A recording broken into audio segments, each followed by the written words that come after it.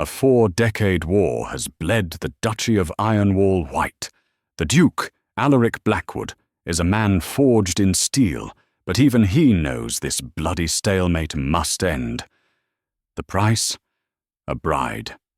He agrees to marry Lady Evelina de Cressy, the daughter of his most bitter rival, seeing her as nothing but a signature on a peace treaty. He expected a meek pawn to be locked in a tower. He got a strategist, a survivor, and the one woman capable of shattering the fortress around his heart. But what if the war was never meant to end? The wind across the Ironwall Pass carried the scent of pulverized stone and old pines. It was a harsh, unforgiving smell, one that matched the mood of the man who ruled it. Alaric Blackwood, the Duke of Ironwall, stood on the battlements of his ancestral keep, his gaze fixed on the winding road below. He was not a man given to flights of fancy. He was a man of ledgers, maps, and troop movements. Today, however, he was a man waiting for a bride. The war with Baron de Cressy of Morehaven had raged for 40 years, claiming his grandfather and his father. It had bled his lands, depleted his treasury, and carved deep lines of exhaustion into the faces of his people. Alaric, at 32, looked closer to 50. His dark hair was already threaded with silver at the temples, and his eyes, the color of winter grey, held no warmth. The treaty had been a brutal negotiation. Land concessions, trade routes, and the repatriation of prisoners. But the Baron, a stubborn and prideful man, had demanded one final, binding element to ensure the peace held. A marriage. His daughter for the Duke's title. Alaric's hand tightened on the stone merlon. He despised this. It felt like a surrender, not a victory. He was exchanging the sword for a ring, and it chafed. His captain of the guard, Gideon Thorn, approached, his heavy boots echoing on the stone. Thorn was a man as blunt as his name, loyal to a fault, and wary of anything that was not a declared enemy. "The carriage has been sighted, Your Grace," Thorn said, his voice a low rumble. "They fly the Morehaven banner, and a white flag of truce." Alaric merely grunted. "See that the honor guard is in place. No celebrations. This is a state matter, not a festival." "And the lady?" Thorn asked, hesitating. "She is to be shown to the guest wing. The chambers are prepared." "The guest wing, Your Grace? Not the Duchess's new apartments?" Alaric turned his head, his stare cold enough to stall the wind. "She is the daughter of my enemy, Thorn. She will become my wife by contract, but she will earn the apartments of the Duchess. Until then she is a guest, a hostage, if we are to be plain." Thorn nodded, understanding the Duke's brutal pragmatism. "As you command." Alaric watched the carriage, a small black box crawling up the mountain pass, insignificant against the vast, jagged landscape. He felt nothing. No anticipation, no curiosity, not even anger. He felt only the familiar, hollow ache of duty. He had been a duke since he was 16, a commander since he was 20. He had forgotten how to be just a man. This marriage was simply another burden to be shouldered, another sacrifice for his people. He had no room for a wife, for warmth, for the softness that life outside of war promised. He was a creature of loneliness, and he preferred it. It kept him sharp. An hour later, the carriage rattled into the main courtyard. The honor guard stood at rigid attention, their steel, polished helms reflecting the grim, overcast sky. Alaric had descended to the courtyard, his black, unadorned uniform a stark contrast to the small, colourful banner of Morehaven. The carriage door opened. A small woman was handed down by a footman. She was not what he had expected. He had imagined someone loud and haughty like her father, or a simpering, terrified girl. Lady Evelina de Cressy was neither. She was small, swathed in a practical dark blue travelling cloak. Her face was pale, her features fine but unremarkable. Her hair, a plain shade of brown, was pulled back severely. She kept her eyes lowered, her hands clasped tightly in front of her. She looked less like a noble lady and more like a poor relation, brought along as a companion. Beside her, a stern-looking woman who could only be her lady's maid, Beatrice, looked around the courtyard with open disdain. Evelina stepped forward, and, in a low, clear voice that did not tremble, said, "Your Grace, I am Evelina de Cressy." She curtsied. It was precise, correct, and utterly devoid of emotion. Alaric looked down at her. He saw a pawn, a necessary component of the piece. Nothing more. "Lady Evelina," he replied, his voice flat. "Welcome to Ironwall. You will find the air sharp, but the fortress is secure." It was a statement, not a welcome. She lifted her head then, and for the first time, her eyes met his. They were not brown, as he had assumed, but a deep, startling shade of green. They held no fear. They held no warmth. They held only a profound, unsettling intelligence. And perhaps, he thought for a fleeting second, the same hollow loneliness he saw in the mirror every morning. She glanced past him, at the high, grey walls, the armed guards, the barred windows of the lower levels. "A fortress, Your Grace," she said softly, her gaze returning to his. "Or a prison. It depends entirely on which side of the gate one stands." Alaric's brow twitched. The pawn had a voice. "You stand on the inside, madam," he said curtly. "By treaty." He turned on his heel. "Thorn, have the lady and her attendant shown to their rooms. The wedding will be tomorrow, at dawn. There is much work to be done." He did not look back.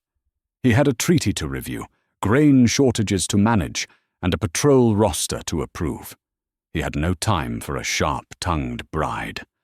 He strode back into the shadows of his keep, leaving her standing in the cold, grey light of the courtyard, the first casualty of his hard-won peace. The wedding was a mockery of the word. It took place in the keep's ancient, stone-floored sept, a place more suited to war councils than vows. The only attendees were Alaric's council, Captain Thorn, the elderly and pragmatic Steward Hastings, and Lord Geoffrey Vance. Vance was Alaric's cousin, a man with a politician's smile and a merchant's eyes. He had been the loudest voice advocating for this marriage, citing the economic benefits of the trade routes that would reopen. Alaric trusted his counsel, but he did not particularly like his cousin. Evelina was dressed in a simple gown of deep blue, borrowed from the keep's stores. She had brought no bridal finery. She spoke her vows in the same clear, empty voice she had used in the courtyard.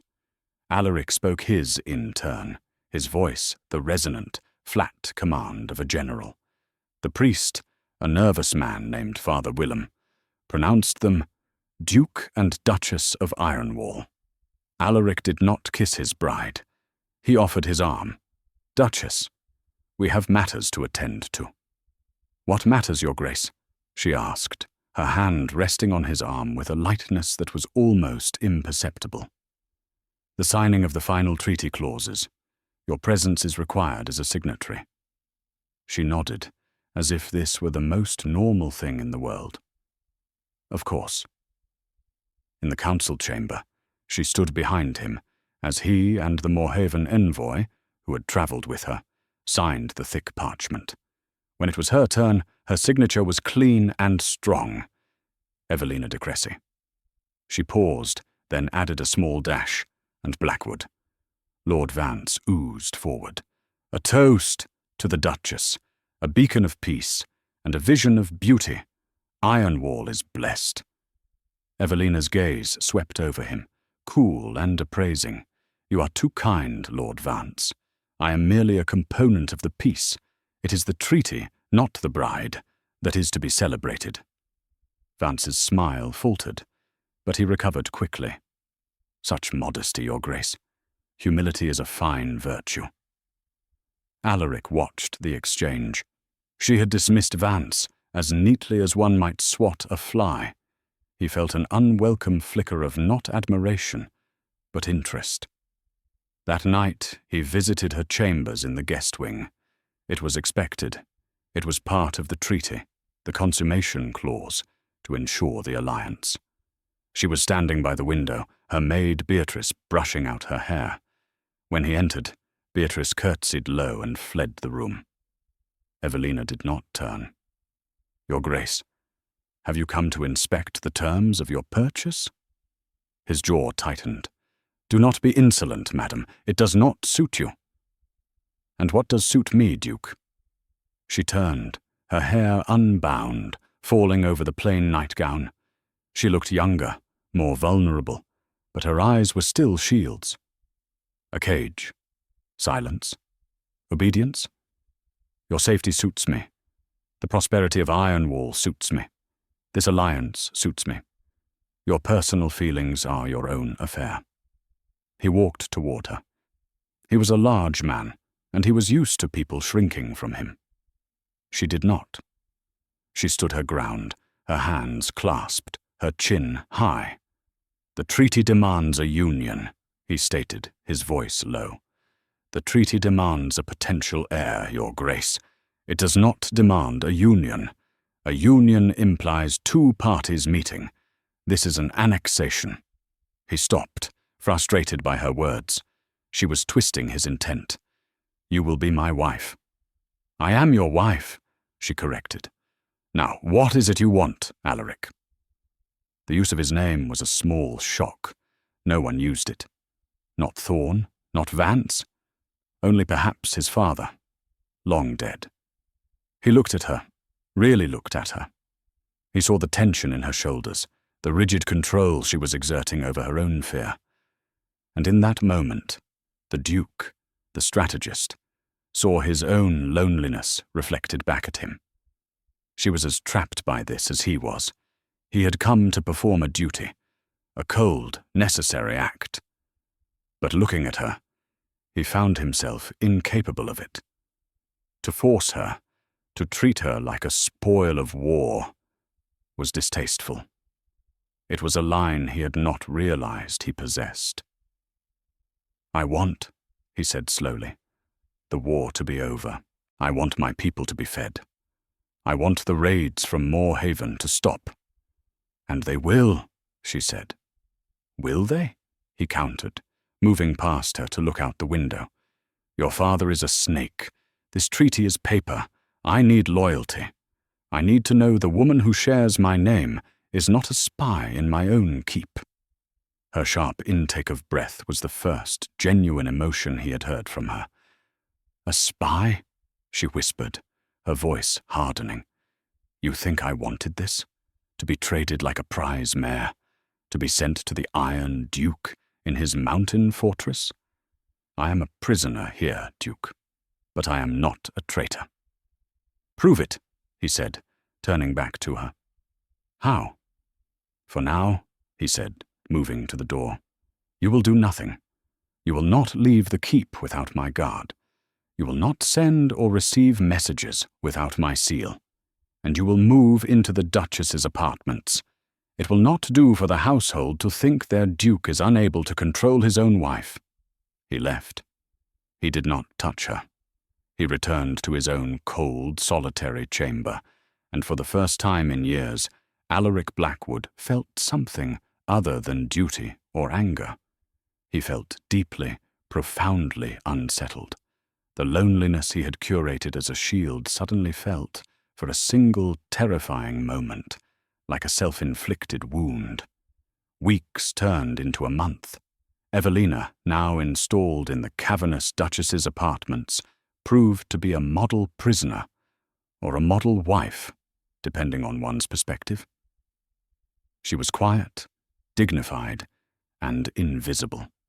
She attended the sparse meals in the great hall, sitting at the far end of the long table, a silent observer to Alaric's terse conversations with his counsel.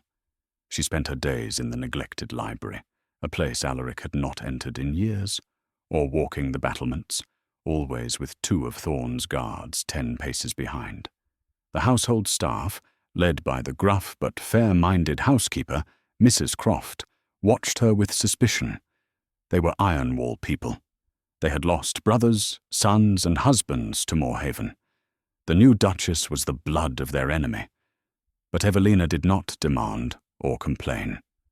One day, Mrs. Croft found her in the library, a thick ledger open on the desk.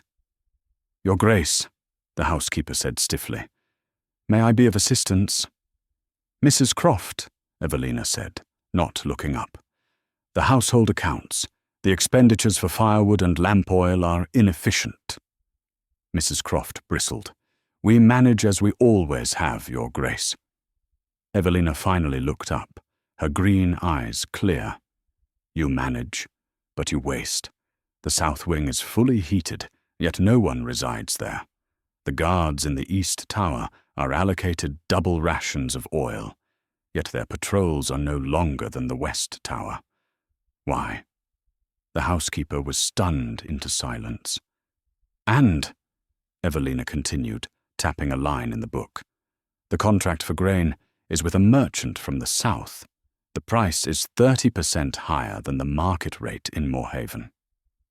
"We do not trade with Moorhaven," Mrs. Croft said, her voice like ice. "You do now," Evelina said simply. "There is a treaty. My father's lands produce a surplus of grain. Your lands produce ironwood and wool. A direct trade route, as outlined in the treaty, would save this keep." She calculated quickly. "Thousands of crowns by winter." She was not asking. She was stating a fact. That evening, Alaric found the revised household ledgers on his desk. He studied them. Her handwriting was as neat as her signature. The calculations were precise. The logic was flawless. She had identified the same inefficiencies he had planned to tackle, but she had also offered a solution he had not. Use the treaty. He was impressed. He sought her out, not in her chambers, but in the library. She was surrounded by books on crop rotation and regional maps. "You have been busy," he said from the doorway. She did not startle. "My time is my own. I prefer to use it. These proposals," he tapped the ledgers he carried, "are sound. But the grain trade with Moorhaven relies on the Kestrel Pass. It is not secure." "It is if you garrison it," she countered, standing. "But your maps are out of date. The Monitor Pass is faster, and the spring floods will not have damaged the bridge at 3 Rivers, as they are not due for 2 more months. A convoy could make the journey and return in 3 weeks. He stared at her. She knew the geography of her homeland intimately. Of course she did. But she was using that knowledge to help him, to help Ironwall. "I will consider it," he said, the words feeling foreign. A strange, quiet pattern began. He would find other notes on his desk. A suggestion for renegotiating the forge's coal supply. An observation on the weakness of the south wall drainage, which could freeze and crack the stones in winter. He never acknowledged them directly, but slowly he began to implement them. The castle ran more smoothly. The tenants were less restless. He found himself seeking the quiet end of the hall at dinner, just to watch her. She ate simply, her focus absolute. She spoke only when spoken to, her answers always brief and intelligent. She was a puzzle, a quiet, disciplined, and intensely smart woman. The loneliness he had weaponized was beginning to feel lonely. Then, the twist. A supply convoy, one Alaric had personally routed, was ambushed. Not in the Kestrel Pass, but on the main northern road, deep within Ironwall territory. It was a route that was supposed to be completely secure. Thorn brought the news, his face a mask of fury. "It was a slaughter, Your Grace. 20 men dead, all the supplies gone, burned or taken." Alaric's blood ran cold. "Bandits?" "No bandits," Thorn spat. This was professional. Fast. They knew the route, and they knew the guard rotation. But that's not the worst of it. He threw a small, leather-wrapped object onto Alaric's map table. It was a dagger. "We found this on one of the bodies," Thorn said, his voice dangerously low. "My man. Pinned to his chest."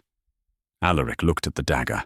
The hilt was simple, but the pommel was inlaid with a single, recognizable crest, the hawk of House de Cressy. His head snapped up, his grey eyes turning to chips of ice. "Where is she?" "In the library, as always," Thorn growled. Alaric stormed from the room, his long strides eating up the stone corridors. He burst into the library, Thorn at his heels. Evelina looked up from a book, her expression placid. He slammed the dagger onto the table in front of her. It skidded across the polished wood, stopping inches from her hand. Her eyes widened, just slightly. "Can you explain this?" Alaric demanded, his voice a low, vibrating growl of command. Evelina looked at the dagger. Her face went pale, the first true flush of emotion he had seen in her. It was not guilt. It was fear. "That is my father's crest," she whispered. 20 of my men are dead," Alaric said, leaning over the table, his presence overwhelming the room. "A supply convoy, vital to our winter stores, is destroyed. Your father's blade is left as a calling card. The treaty is not a month old, and he has already broken it." "No," Evelina said, standing so quickly her chair scraped loudly on the floor. "He wouldn't. Not like this." "He did!" Alaric roared, sweeping a stack of books from the table. "And you, all this time, in my library, reading my maps, my ledgers, how much did you tell them? Was this your plan all along? The helpful, quiet little wife, making suggestions? You accuse me of treason?" she gasped, her voice shaking with outrage. "I accuse you of spying," he shot back. "I accuse you of being your father's daughter. You said it yourself. You are a prisoner here. What better way to free yourself than to help your father cripple me from the inside? How dare you?" she cried. "I have done nothing but try to what? Survive?" he sneered. "You gave me advice on the trade routes. You knew exactly which roads my convoys would take. I suggested the Monitor Pass, not the Northern Road. A diversion, to make me trust you, while your father's men hit me where I was strongest. It was a test of my defenses, and you helped them. No." She was trembling, but her eyes blazed with a fire he had never seen. "I did not. I swear on my mother's grave, I knew nothing of this." "Your oaths are worthless," Alaric said, his voice dropping back to the freezing cold he was famous for. "They are the oaths of Moorhaven." He turned to his captain. "Thorn, post guards at her door. She is not to leave these apartments. Her maid is to be confined as well. She is, as of this moment, a prisoner of the state." "Alaric, no," she pleaded, using his name in her desperation. "You are wrong. This is a mistake. It's a trap." He paused at the door, his hand on the iron latch. "Yes, Duchess, it was. And I walked right into it." He shut the door, the heavy thud echoing in the stone silence.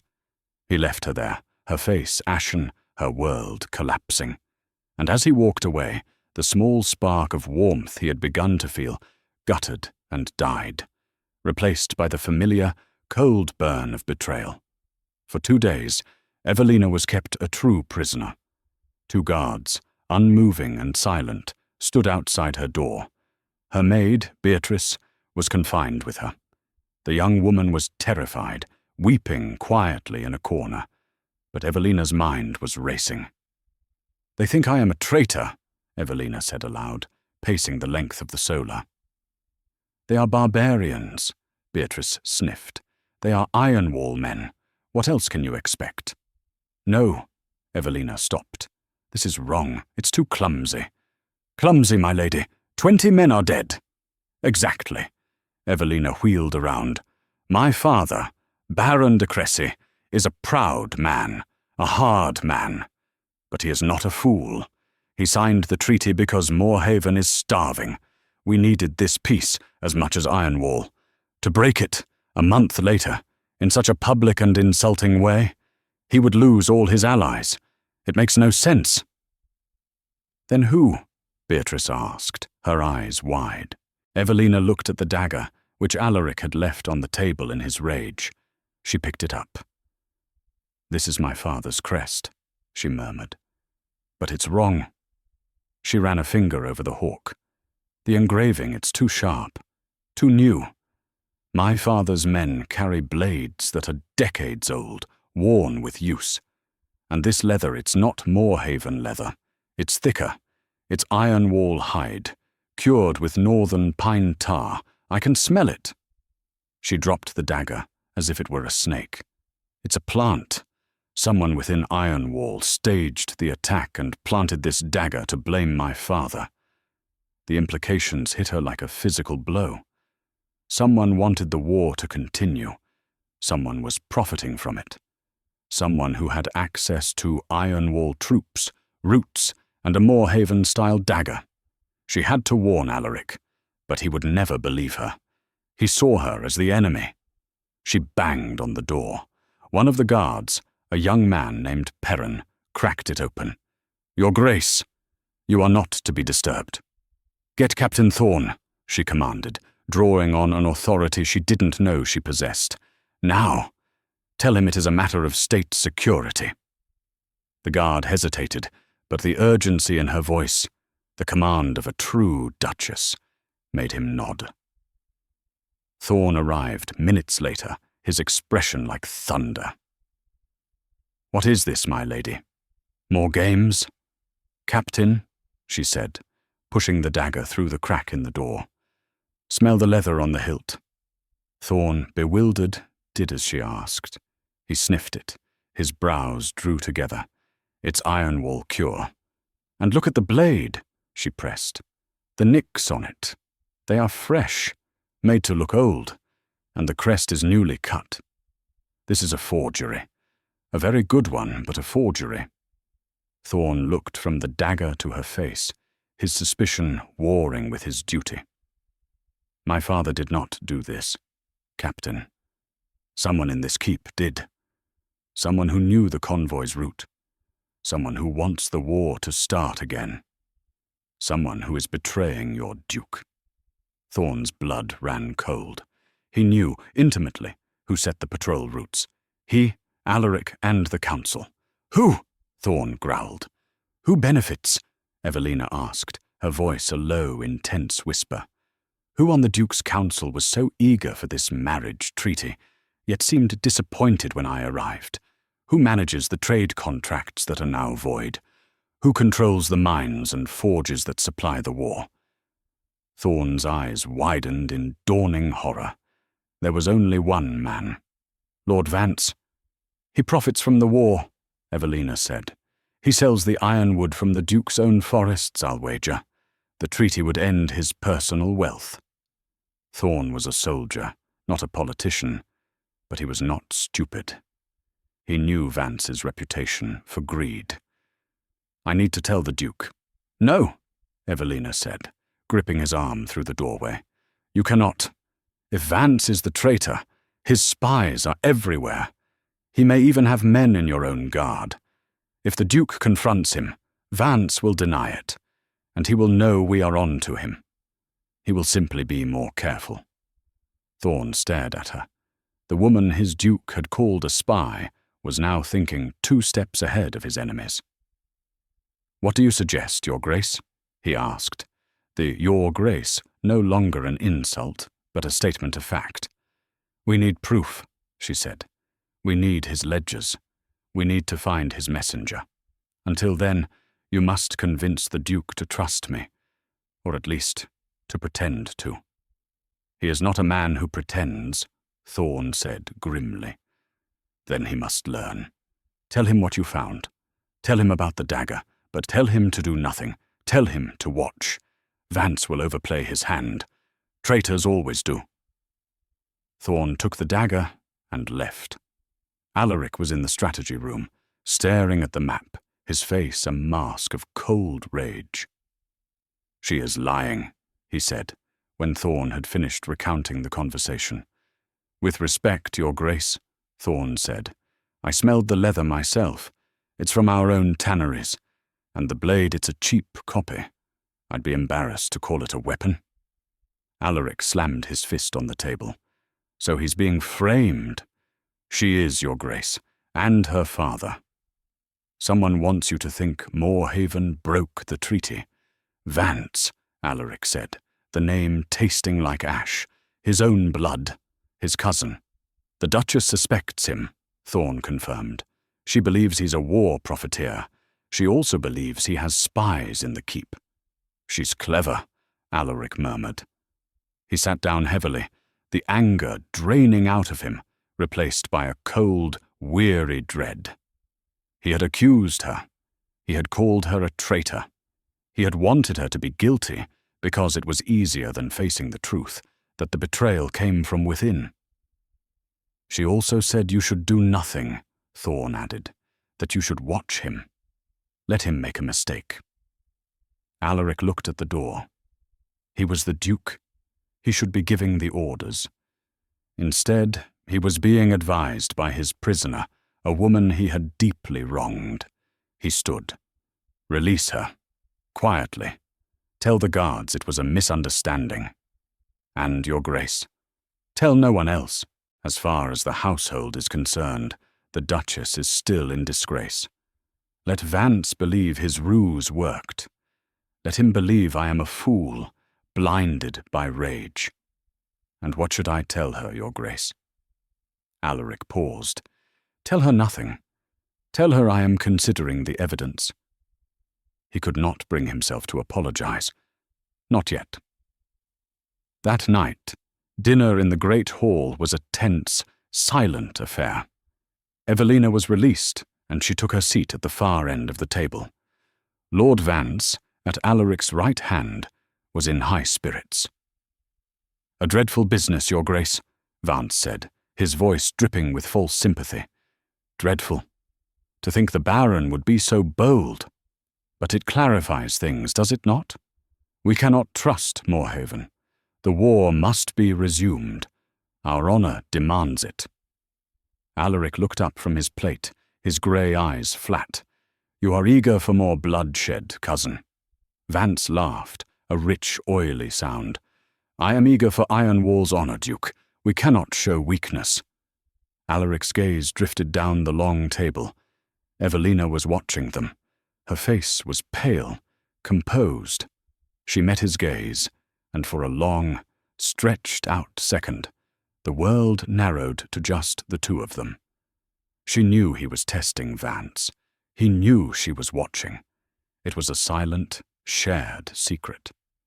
She held his gaze, and in her eyes he did not see the fear of a prisoner or the hatred of an enemy. He saw an ally. He broke the gaze first, turning back to his cousin. "We will not be rash, Geoffrey," Alaric said, his voice calm. "We will mourn our dead, and we will consider our options." Vance looked surprised. He had expected the Iron Duke to declare war by sundown. Alaric rose. "I am tired. Duchess, attend me." The court gasped. He had not summoned her since the wedding. Evelina rose, her face impassive, and followed him from the hall. He did not take her to her apartments, or his. He led her to the battlements, to the very spot where he had first watched her carriage arrive. The wind was high, whipping her hair from its pins. They stood in silence for a long time, the wind howling around them. "The dagger was a forgery," he said finally, not looking at her. "I know," she replied. "The attack was meant to break the treaty." "Yes. Vance is the most likely suspect. He controls the ironwood trade. The war makes him rich." "Yes." He turned to her, the darkness hiding his expression. "I was wrong. I accused you unjustly." It was the closest he would come to an apology. Evelina looked out over the dark, sprawling lands of Ironwall. His lands, her lands, now. You are a man of war, Your Grace. You see enemies everywhere. It is how you have survived. But you, he said, his voice softer than he intended. You are the daughter of my enemy. Why help me? Why not let Vance destroy me? She turned to face him, the wind pressing her skirts against her. Because, Duke, you are my husband, and Ironwall is my home, I will not have it torn apart by a greedy traitor. I told you before, it is a fortress or a prison. I have decided to make it a fortress. He looked at her, truly seeing her for the first time.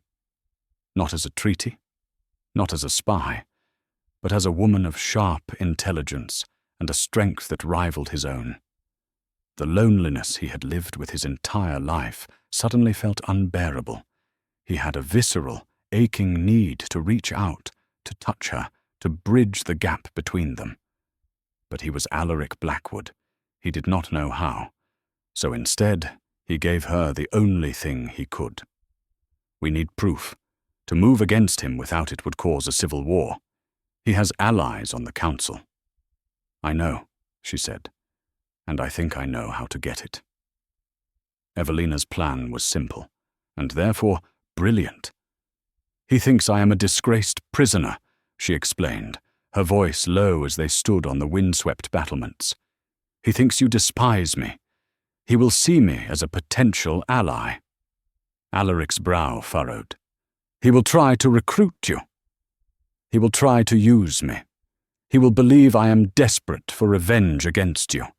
He will approach me, offering sympathy. And in his sympathy, he will boast. He will let something slip. It is too dangerous, Alaric said immediately. He is a snake. And I am from a family of snake charmers, Evelina countered, a small, grim smile touching her lips. I grew up in a court far more treacherous than this, Your Grace. My father's halls were full of men like Vance. I know how to handle him. Beatrice, she continued, my maid. She is terrified, but she is loyal. And she is invisible. Servants hear everything. Alaric was torn. His every instinct was to lock her away for her own safety. But he knew she was right. His direct military approach would fail. They needed subtlety. They needed a dagger in the dark, not a broadsword in the light. Thorn will be your shadow, he conceded, his voice harsh. He and his most trusted of men. You will not be left alone with Vance. Not for a moment. Agreed. But Vance must not see him. The next day, the charade began. Alaric was cold and dismissive at the morning council, pointedly ignoring Evelina's presence. He spoke of treacherous blood and Moorhaven vipers, his gaze sweeping over her. Evelina, for her part, looked broken.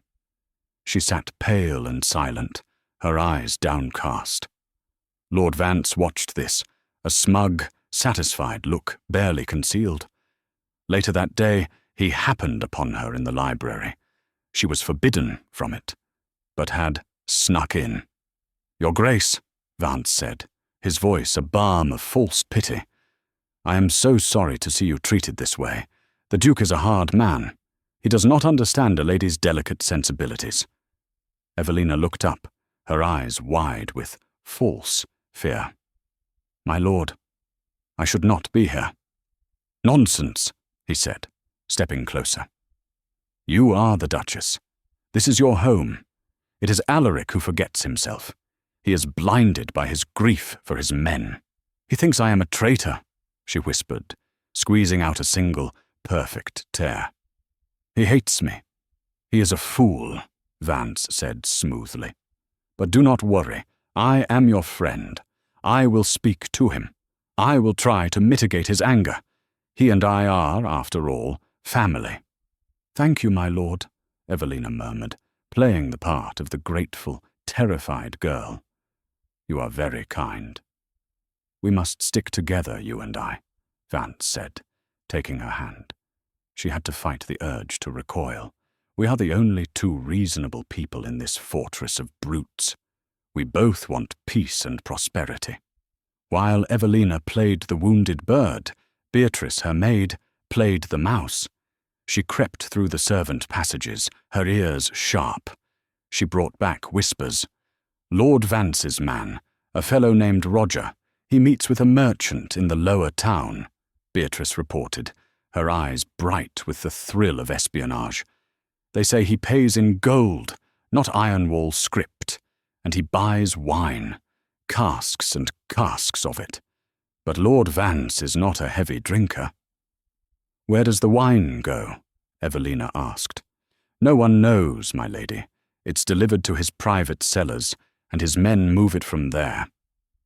Evelina relayed this to Alaric during their now nightly, secret meetings on the battlements. Wine? Alaric was nonplussed. He's a smuggler? Or he's paying someone, Evelina said. Perhaps the bandits who attacked your convoy. Gold is heavy, but wine can be gifted. Or it's a code. Thorn, Alaric commanded, find out where that wine is going, and get me Vance's ledgers. Thorn and his men, loyal to the bone, ransacked Vance's offices, while the man was entertaining Evelina in the main hall, boasting of his influence. The ledgers were a disappointment. They were pristine. Too pristine. These are for show, Alaric said, disgusted. The real ones are hidden. Beatrice, Evelina said, an idea forming. Vance's man, Roger. He's the key. Where does he sleep? In the barracks, my lady, with the other household guards. Find a way to get his keys, or to get him out of the way. Beatrice, it turned out, was a far better actress than anyone knew. She accidentally spilled a tray of hot cider on Roger in the servants' hall. As he yelped and cursed, she helped him clean it up, her apologies profuse. In the confusion, her nimble fingers lifted the heavy ring of keys from his belt. She passed them to Thorn. That night, Thorn and Alaric descended into Vance's private cellars. The wine casks were there, but they didn't smell of grapes. Thorn put his shoulder to one. It was heavy. He jimmied the lid. It was not wine. It was full of weapons, muskets, swords, and, glinting in the lantern light, dozens of newly forged daggers. Each one bore the crest of the Moorhaven hawk. Alaric's blood froze. He wasn't just planning to start the war, Alaric whispered, his voice shaking with a rage so profound it was almost silent. He was planning to arm it, to arm my enemies. Your Grace, Thorn said, his voice grim. He had opened another cask. This one was full of parchment. It was the real ledger. Alaric unrolled the top scroll. It was a list of sales, ironwood, steel, weapons, and the buyer's one name stood out, Baron de Cressy. Alaric stared at it. No, he wouldn't. My lady, Thorn said, pointing to the bottom. The dates. This ledger is old. These are from before the treaty. This is what Vance was doing during the war. He was selling weapons to my father? Evelina said, her voice faint. She had followed them, unable to stay behind. He was selling to both sides, Alaric said, realization dawning. He was profiting from the slaughter, keeping the war balanced, so it would never end. He unrolled another scroll. This one was newer. It was a letter, not yet sent. To my partners in Moorhaven, the Duke has taken the bait. He believes his new bride is a traitor. The treaty will be declared void by week's end. Prepare your men at the Kestrel Pass.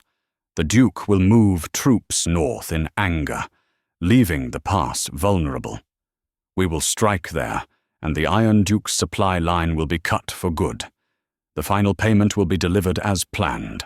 He wasn't just framing you, Alaric said to Evelina, his voice rough. He was setting me up for a massacre, using my anger. using you to destroy me." "Alaric," Evelina said, her hand flying to her mouth. "The attack on the convoy, that was his payment. He gave his partners your supplies. And now he's planning to give them the Kestrel Pass." Alaric looked at his wife. Her face was pale, but her eyes were clear and steady. She had not panicked. She had not wept. She had solved the puzzle. "He has to be stopped," she said. "He will be," Alaric replied, rolling the parchment back up. He planned to use a public insult to start a war. I think it's only fitting that we use a public banquet to end one. The next evening, the great hall was set for a banquet. It was the first celebration since the wedding, and the household was tense. Alaric had announced it was to honor the memory of his fallen men, a grim pretext. Lord Vance was in his element, moving through the hall like a gracious host, accepting condolences, his face a mask of practiced sorrow. He caught Evelina's eye and gave her a small, conspiratorial smile, as if to say, "See, our plan is working." Evelina, dressed in a gown of deep iron-wall grey, looked the part of the grieving, disgraced wife. She sat at the high table, next to Alaric's empty chair, a picture of isolation. Alaric entered late, as was his custom. He did not go to the head of the table. Instead, he walked to the centre of the hall, his hand resting on the hilt of his sword. Captain Thorn and 10 of his most loyal guards fanned out, quietly barring the exits. The music stuttered and died. "My lords," Alaric began, his voice cutting through the sudden silence, "we gather to mourn. 20 of my men, murdered. A treaty, broken. My duchy, betrayed." He turned, his ice-grey eyes landing on Lord Vance. "We have searched for the viper in our midst, and we have found him." Vance's smile became fixed. "Your Grace, surely this is a time for mourning, not for accusations. We know the culprit, the Baron de Cressy." "Do we?" Alaric asked, taking a slow step toward his cousin. "Or do we only know what we were meant to see?" Alaric snapped his fingers. At the far end of the hall, the doors opened. 2 guards entered, carrying a crate. They dropped it at Vance's feet. The lid fell open, spilling dozens of the forged Moorhaven daggers onto the stone floor. They rang out, sharp and clear, in the silence. Vance's face went white. "You have a fondness for Moorhaven steel, cousin," Alaric said, his voice dangerously soft. "Or perhaps for copies of it. A useful tool to plant on a dead man, to frame a new bride." "This is slander," Vance blustered, looking around for support. "Duke, you are mad with grief. She has bewitched you." "She has enlightened me," Alaric countered. He pulled a rolled parchment from his belt. The ledger. "But perhaps you are right. A man's word is not enough. But what about his own ledger? A record of every betrayal, every sale of iron-wall steel to our enemies, every coin earned from the blood of our soldiers." He threw the ledger onto the table in front of Vance. Vance's eyes darted to the exits. They were blocked by Thorn's men. "This is a forgery!" Vance shouted, finding his voice. "A lie crafted by this Moorhaven witch." He pointed a shaking finger at Evelina. Evelina stood slowly. She did not look at Vance. She looked at Alaric. "He is right about one thing, Your Grace," she said, her voice clear and carrying. "They are lies, all of it." Alaric's head snapped toward her. The hall held its breath. "Evelina, what are you doing?" Alaric murmured.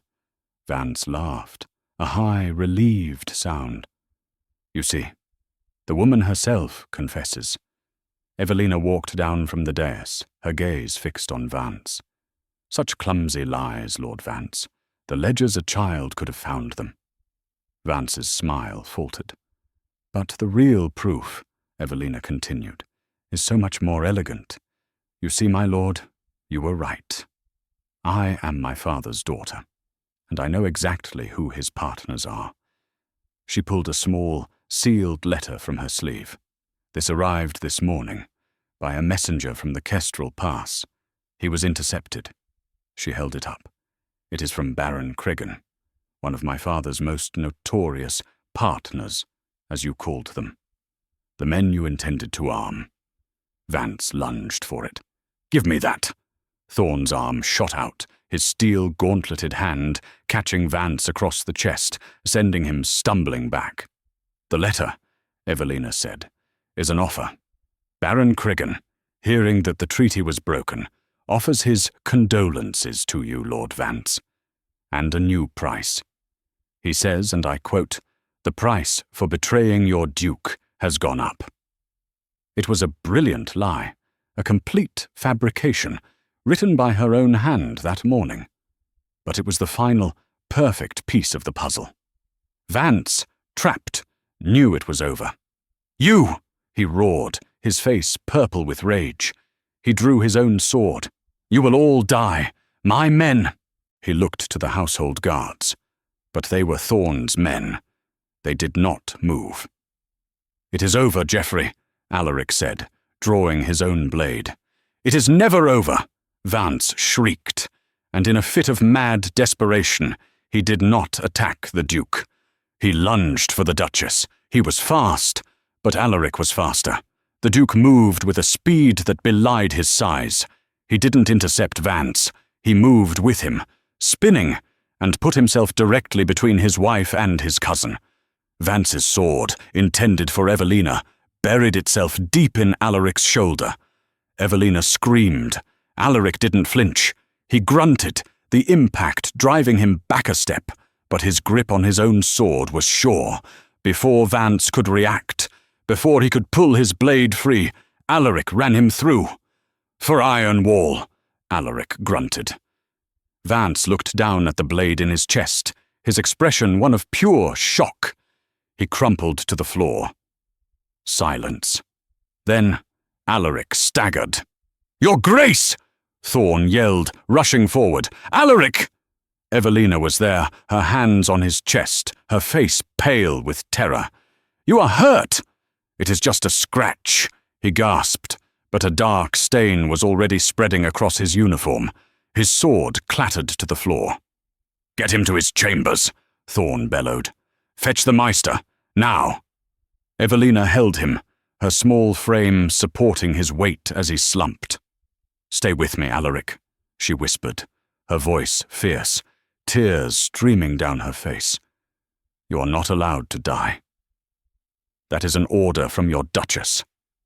He looked at her, his vision blurring, a faint, pained smile on his lips. "As you command." He collapsed, and the last thing he saw before the darkness took him was her face, her beautiful, terrified face, framed by the chaos of the hall. He had saved her. He had saved his duchy. But he had not realized, until that very moment, that she was the one who had saved him. He woke to the smell of herbs and the sharp sting of pain. His shoulder was on fire.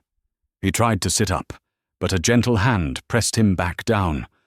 "Be still," a soft voice commanded. The Maester said, "You are not to move." Alaric's eyes focused. Evelina was sitting in a chair by his bed, her face exhausted, her hair loose. She had not left his side. He had been unconscious for 2 days. "Vance?" he rasped, his throat dry. "Dead," she said simply. "His few conspirators were rounded up by Captain Thorn. The letter you found in his cellar, the one detailing his sales to my father, Thorn leaked it. My father sent an envoy immediately. He was appalled. He had no idea his partners were being armed by an Iron Wall lord. He has offered reparations." "Good," Alaric said, sinking back. The crisis was over. The treaty would hold. "You are a fool, Alaric Blackwood," she said, her voice suddenly trembling. He looked at her. Her eyes were red-rimmed, but she was not crying now. She was angry. "You took a blade meant for me," she said, her voice low. "Why?" He was attacking my Duchess, Alaric managed. It is my duty to protect my assets. Your assets? She shot back, standing. Is that what I am to you? A ledger? A piece of property to be protected? No, he said, and the word was torn from him. He reached with his good hand, his fingers brushing her wrist. Her skin was warm. Evelina, no. She stopped, her anger faltering at the raw emotion in his voice. When I stood on that battlement, he said, his voice quiet. Waiting for you, I was a man of stone. I was a fortress. I had no one. I had duty. I had war. And I had a loneliness so deep I had mistaken it for strength. He looked at his hand, still on her wrist. I have been a duke my entire life. I have never been a man. Not really. I did not know how. I command. I rule. I do not connect. Alaric, she whispered. You came here, he continued, and you did not break. You did not shatter against the walls. You methodical, brilliant, you mapped them. You learned my fortress. You found the weaknesses. Not in the stone, but in my counsel. In me. He met her gaze, his grey eyes clear and stripped of all their defences. When Vance lunged at you, it was not duty that moved me. I did not see an asset. I did not see the Duchess or the treaty. I saw you, Evelina. And the thought of him, of the world continuing on without you in it, was unacceptable. Tears wells in her eyes, and this time they fell. I thought you hated me, she said. I thought I did too, he admitted. You were inconvenient. You made me feel. I have not felt in a very long time. It was terrifying. She gave a small, watery laugh. The great Iron Duke terrified. By me. By you, he confirmed, his thumb tracing a circle on her skin. She sat on the edge of the bed, her anger gone, replaced by a profound, fragile hope. You were lonely, Alaric, she said softly. But so was I. I was a pawn, traded for peace. I came here expecting a brute. I found a man hiding inside a duke's uniform. You did not end the war, Evelina, he said, his voice rough. The treaty did that. But you came into my fortress. You walked through my defences. You faced my traitors. And you ended the loneliness. She leaned in, her forehead resting against his good shoulder. He could feel her warmth, smell the scent of herbs and old books in her hair. What do we do now, Duke? She whispered. His good arm came up, circling her waist, pulling her closer. It was the first time he had ever held her. It felt right. It felt like a lock clicking into place. Now, Duchess, he said, his lips brushing her hair. We heal. We rebuild. And if you are willing, we can stop being a treaty. And we can start being a marriage. She lifted her head, her green eyes shining.